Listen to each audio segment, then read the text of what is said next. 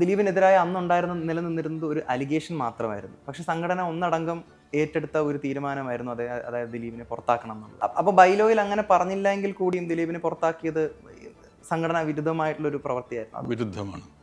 Yes, അത് വിരുദ്ധം. ഞാൻ പല സ്ഥലത്തും ഇതിനെപ്പറ്റി ഞാൻ പറഞ്ഞിട്ടുണ്ട്. അത് കാരണം വെച്ചാൽ ഓരോ സംഘടനയിൽ ഒരാൾ എന്തെങ്കിലും തെറ്റ് ചെയ്യുകയോ അയാൾ ഒരു കേസിൽപ്പെടുകയോ ചെയ്താൽ അത് ആ സംഘടന വരുന്നത് മുമ്പ് ചെയ്യാൻ പാടില്ല. അതായത് അത് അപ്പം ചെയ്യേണ്ടത് ഈ സംഘടന ചെയ്യുന്ന ഒരു കാര്യം, സംഘടന ബൈലോ പറയുന്നത് അദ്ദേഹത്തിൻ്റെ പേരുള്ള അലിഗേഷൻസിനെ പറ്റി ഈ കമ്മിറ്റി ഒരു നോട്ടീസ് അയക്കണം, ഷോക്കോസ് നോട്ടീസ്. എന്തുകൊണ്ട് നിങ്ങളെ പിരിച്ചു വിട്ടുകൂടാ എന്നുള്ള ഒരു ഷോക്കോസ് നോട്ടീസ് കൊടുക്കണം. അതിൻ്റെ ഒരു 15 ദിവസത്തിൻ്റെ അവധിയുണ്ട്. 15 ദിവസത്തിനുള്ളിൽ അദ്ദേഹം ഇന്ന കാരണങ്ങൾ കൊണ്ട് ഞാനിവിടെ തുടരാൻ ആഗ്രഹിക്കുന്നു, എൻ്റെ പേരിൽ അലിഗേഷൻസ് ഇല്ല, അല്ലെങ്കിൽ ഞാൻ തെറ്റ് ചെയ്തിട്ടില്ല എന്ന് പറയാനുള്ള സംഗതി കൊടുക്കും.